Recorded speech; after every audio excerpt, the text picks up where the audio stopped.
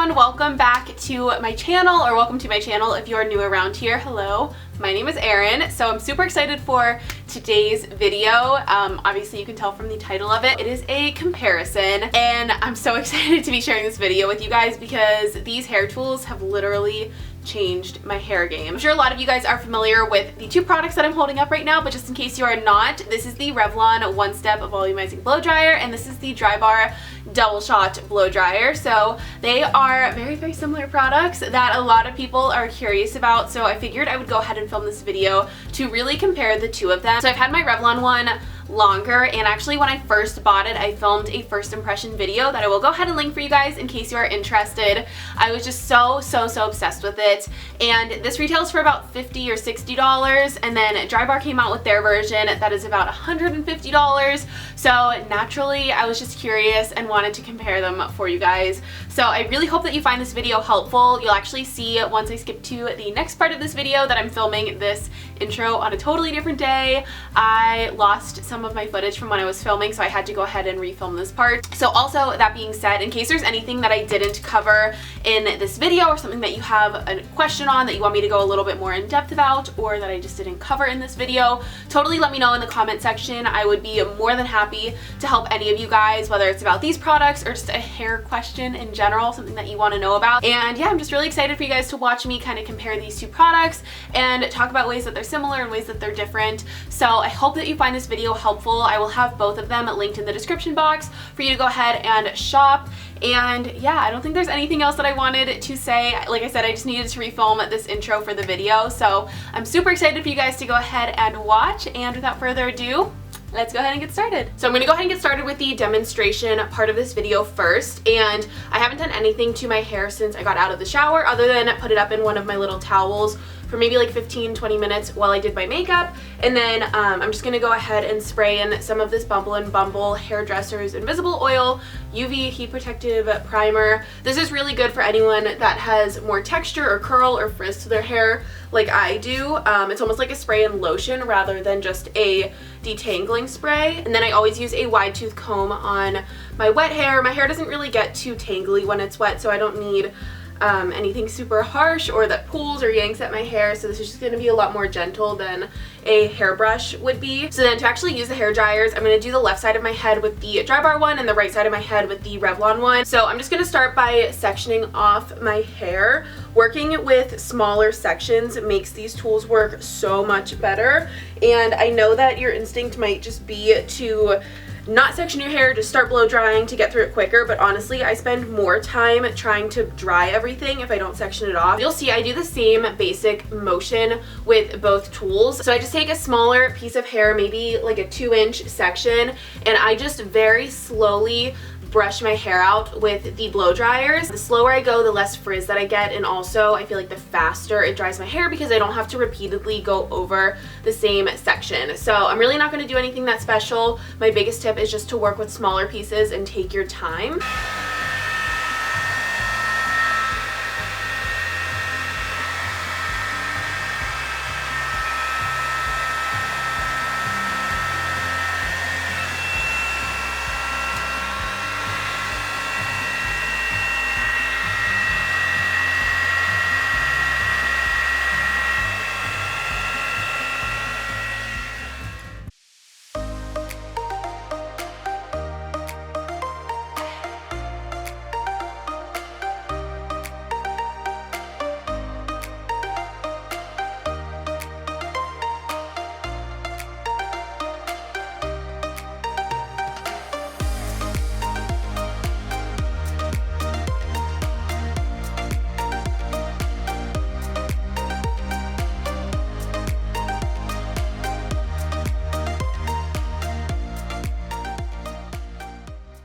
So that is the bottom section of my hair completely done. Both sides are totally dry, and from far away you guys probably can't tell too much of a difference. Up here I have a lot more frizz because it's a little bit harder to get super close to your roots with the Revlon one, and it's a little bit easier with the Drybar one, so I feel like it definitely smooths out this top part of my hair a little bit better. One thing that you guys probably notice is that when I am done with a section, I kind of twirl my finger around it. That's a really, really good technique for someone that doesn't want to use heat on your hair when you're done using this.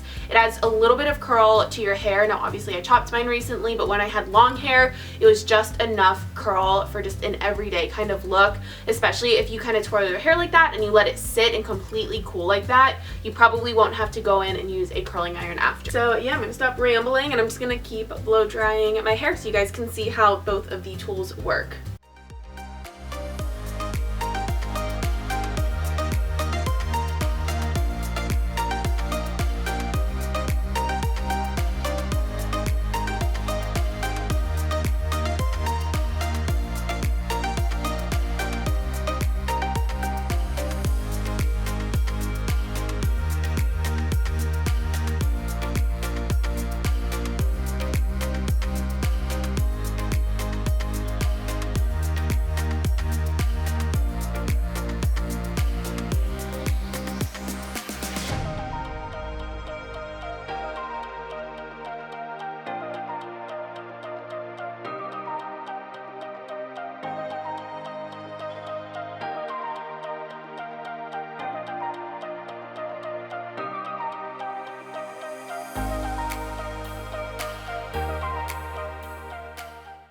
Okay guys, so then this is the final result just from using the blow dryers. My hair is kind of an awkward length, so obviously it kind of like flips out onto my shoulders, which is why I usually go in and actually curl it. But if you have longer hair or you kind of like this like flippy blowout kind of look, you could literally stop here and your hair is completely done. It takes 15 minutes, which is so convenient, especially for someone that washes their hair every single morning before going to work. So I'm pretty sure that somewhere on my laptop from vlogs and videos that I filmed in the past, I have like pictures or something of what my hair looks like when I spend literally an hour with a regular blow dryer and a round brush trying to blow dry my hair. So I will put that on the screen if I can find it, just so that you guys can really fully understand how big of a difference both of these tools make on my hair and just like my overall hair care routine. So this is a miracle. I could totally stop here and I feel like my hair is still not bad. I just prefer the look of curling it. So I'm gonna go ahead and do that, and then I will come back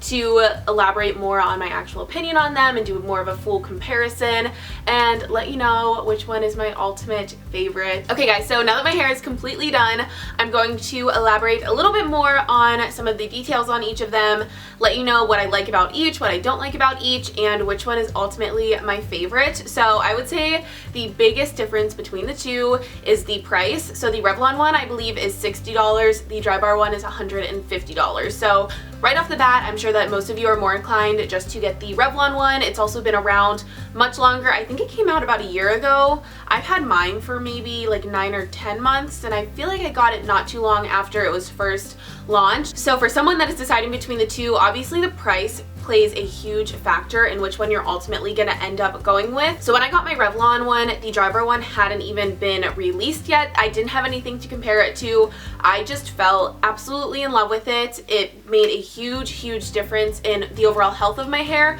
and the just like speed of my hair care routine. So then other than the price, when you physically look at them, obviously they are super similar. The Revlon one is a little bit heavier and also a little bit wider. And then also if you look at the Revlon one, it has more of a true oval shape, and then this one is a little bit more of like a squared off rounded shape to it. So I don't really notice a huge difference with the size and the shape of them when I'm blow drying my hair, other than when I'm trying to do the roots of my hair. I find that the Drybar one is a little bit easier to maneuver. Now also this one has more bristles on it, and the Drybar one doesn't have quite as many. So I do think that the Revlon one glides through my hair a little bit nicer. It doesn't pull as much. It's a little bit more gentle. This one doesn't glide as smoothly, but I also don't feel like it's breaking or pulling or yanking on my hair by any means. So don't be alarmed by that. And then as far as the settings go, they both have 3 settings, a cool, a low, and a high speed setting. I only ever blow dry my hair on the low speed setting. I just feel like it's the best for my hair.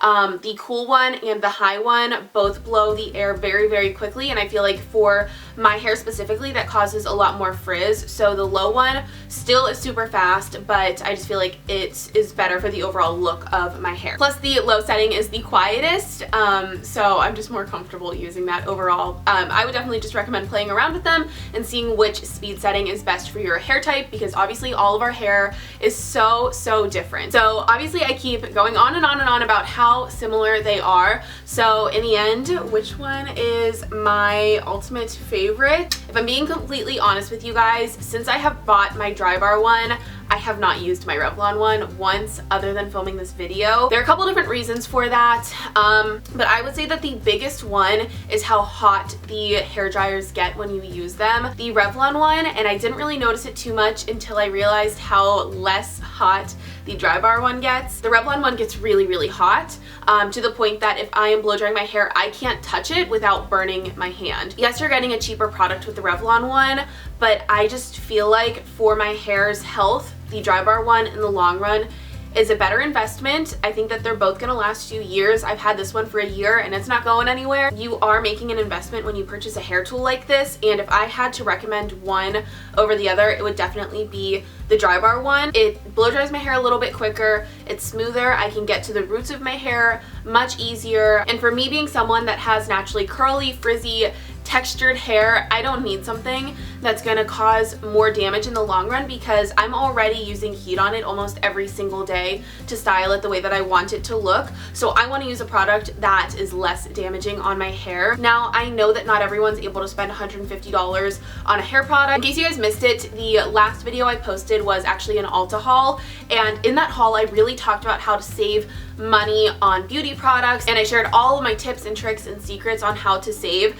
So even though this retails for $150, I did not spend nearly that much money on this product. So go ahead and watch that video if you guys want to know how I got it for much cheaper. If you really just want to test the overall concept of the product and see if it's something that you even like for your hair type before splurging on something like the Drybar one, definitely start out with the Revlon one. It'll last you. You'll be able to get a general idea of if you're even going to get your money's worth in the long run. If you're not really sure if you would be able to, definitely start out with the Revlon one. See if you even like the way that it works with your hair, and then from there maybe use it for a year, and then later on invest in something like the Drybar one. Overall, this one definitely takes the cake. Let me know in the comment section if you've tried either of them, what your thoughts are, if you have any tips or advice or anything that you think would be helpful for someone to know if they are interested in either one of these. It's such a super simple product, but it has made a huge difference in my overall hair care routine, so I'm so excited for you guys to go ahead and try them if you haven't already. So thank you guys for watching today's video. Definitely let me know in the comment section if you have any further questions,